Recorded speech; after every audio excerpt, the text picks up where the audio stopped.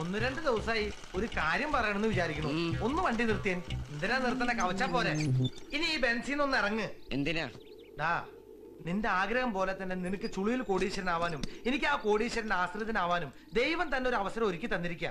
അത് നമ്മൾ മിസ് ചെയ്യരുത്. മനസ്സിലായില്ല. അതെ, അവൾ മനസ്സുകൊണ്ട് ഭർത്താവായി സ്വയം അവരോധിച്ചെങ്കിലും ഒന്നും നോക്കാതെ ആ സ്ഥാനം നീ ശരീരം കൊണ്ട് ഉപയോഗപ്പെടുത്തണം. എങ്ങനെ? അതെ, അവൾക്ക് തിരിച്ചറിവ് കിട്ടുന്നതിന് മുമ്പ് അത് സംഭവിച്ചാൽ പിന്നെ ഒരിക്കലും അവൾക്ക് നിന്നെ തള്ളി പറയാൻ പറ്റില്ല. പിന്നെ ആ ബംഗ്ലാവ് നിനക്ക് സ്വന്തം, ഞാൻ അതിന്റെ മാനേജർ.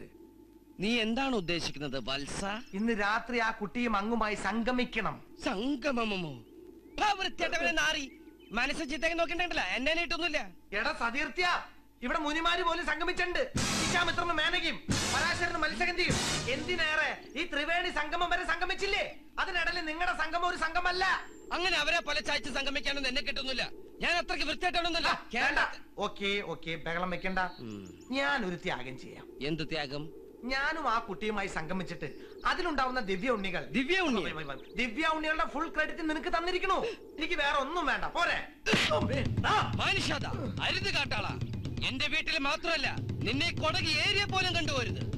കാമാന്തക, കാമപ്രാന്ത, കാമരാക്ഷസ, കാമപിശാച, കാമരാജ യൂണിവേഴ്സിറ്റി അണ്ടകടാക. മാതാശ്രീയെയും ബഹൻശ്രീയെയും തിരിച്ചറിയാത്തവൻ ഇവൻ അമ്പെങ്ങളൊന്നും. എന്നെ പെരുവയിലേക്കിട്ട് പോടല്ലേ സാധനം. സതീർത്യോ